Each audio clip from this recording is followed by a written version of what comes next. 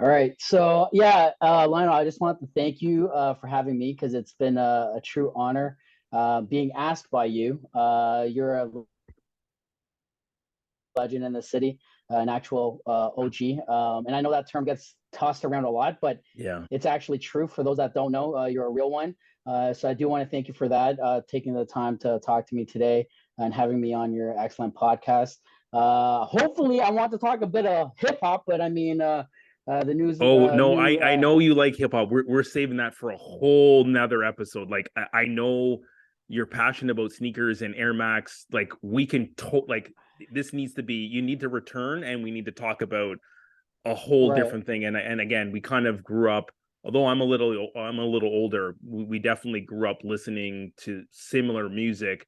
for sure. Whether it would be Nas or Wu-Tang or NWA or, Outkast, whatever your fancy is. That's the era we grew up in, the golden era, and that's a Right. whole different topic and conversation we can have. So But yeah, no, I appreciate it. Yeah, you have my contact, so feel free yeah. to send me an invite. But yeah, just for with regards to this particular podcast, whoever's not following you, please follow this man because this man has a lot of knowledge, not with only with regards to current sneaker trends, but like with regards to the lineage and the history and the story behind it, because it's a lot about the story. Yeah, I think that's the unique thing, whether you talk about Nike or you talk about Reebok or Adidas, it's the story behind it. And that's why people have gotten excited and there's a following, and why retros exist, because there's such a great story behind some of these shoes. People have wanted to try to relive those stories, whether you're our age or people that have heard these stories when they were a child. They want to relive the sneaker and the story and see it again and see the new twist to it. So yeah, sneaker culture is definitely something special. So hey, one question we never really got to. Sure. We know that you're a huge, you're wearing a Nike hat, you're wearing a Nike shirt. You showed us Right. 5 Nike shoes. Is there any other brands other than Nike that you kind of like? Yeah, so I mean, I like I'm very loyal. My last name translates to loyal, but if I were to deviate from Nike, I would like to go into New Balance. Um, a lot of New Balance's shoes are very comforting. I want to say Adidas, I don't know, but yeah, maybe Adidas. I'm not a Yeezy person, even though that there's that sort of bad breakup there. Asics is another brand. Saucony. Saucony is, I think, a brand Underrated. that underrated brand. Diadora is also another underrated brand. Mhm. But Saucony is one brand that I would like to sort of get into also. But yeah, All right. No, it's good to see. Like I think, and you have people today that either like Nike because that's the hype, or they like Adidas because they don't like Nike. Some people, have got on the New Balance bandwagon, but I think, you see it more so with those that have been collecting for multiple years. There's room to love other brands. And I think, although Nike has kind of pivoted a little bit and done a lot of direct to the consumer, and you've at the same time you've seen other brands like Asics, as you've mentioned. We've seen now Hoka and On and so many other brands, and obviously New Balance has made a huge resurgence. Back in 2005, the only shoe everyone was rocking was 574s, but now 550s are big, and you could get 550s way back then, but no one was on them. I had a pair or two, but no one was really on those shoes. But now people want 2002s, and last year it was 990s, and 990s are kind of gone, and now everyone wants a 2002. So there are so many great brands and so many great styles. It's just healthy for sneaker culture that there's a choice. And I yeah, think, that's one way of it to grow. You're 100% right. Um, I think the reason, and to your point, I don't know how much time we have, but to your point, with regards to competition, everyone says competition's good, right? It's healthy, yes, right? And we need that in life in general.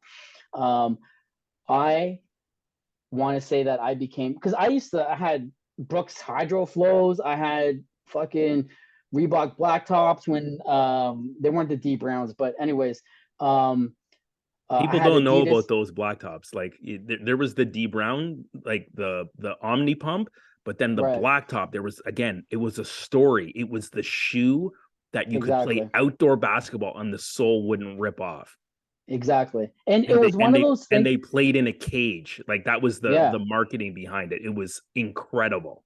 Yeah. Even the script. And I grew up with a lot of West Indians. So some of my friends had like travel foxes, and a lot of my friends had like,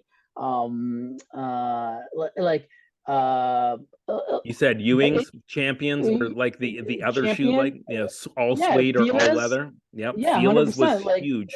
yeah, Fila was huge, man. Like, I never got into like Sergio Tacconi, or I forget his last name, but I mean, like, but yeah, like Fila, when the Air Force One high tops came with with the strap, people would be rocking that with like the champions, or like the Filas, because everyone had their sort of iteration. Nike always kind of pushed that envelope though, Yeah. where they stand by innovation, because that's essentially what they do, right? And then everyone has their own iteration of that particular thing. And I think I became loyal to Nike when I started to work for the Nike shop, and Okay. so that's where my fucking going all in. I'm like, okay, when I start to understand everything with the no, I'm not dogging like New Balance, but New Balance, if you look at their silhouette and their because it looks vintage. You know what I'm saying? Like I don't call well I collect vintage, but I collect what I grew up in. You know what I'm Yeah. saying? So like but it looked vintage. You take a vintage something vintage back in like the 80s and 90s compared to something that is like now the benchmark of what sneakers like innovation would look like. Yeah. People are going to gravitate to the newer thing, right? And be like, holy shit, like, and have that same sort of expression that I had when I first saw an air bubble, right? Yeah. I I mean, feel you.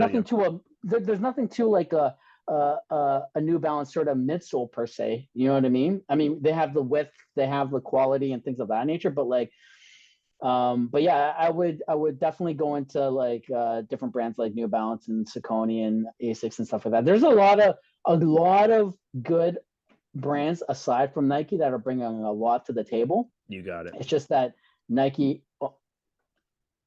has a large market share in that. You know what I mean? And They it's hard totally to do.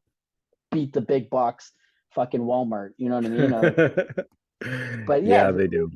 Yeah. So but they're again, competition, like you said, is healthy, and choice. I think that's today's age in 2022. People want choice. So John, mhm. again, thank you so much for being on. Appreciate all the love, appreciate all the support, and sharing some great stories. But again, this is the end of an amazing podcast episode. Sneaks, Rhymes, and Life. You can find us on Instagram. This one will definitely go on to YouTube. I'll do a reel or two for Instagram, and probably on TikTok as well. But Sean, again, appreciate it. We definitely will stay connected. You have to come back in season 3, so it's going to be a quick turnaround. I'm going to give you Christmas, All right. and we're going to reload, and we're going to have a hip hop conversation. So appreciate Oh, you that's being gonna be on. exciting. Yeah, no doubt. So thanks everyone for listening. A great episode. Probably get this one early December, but again, Sneaks, Rhymes, and Life signing off. Peace. Peace.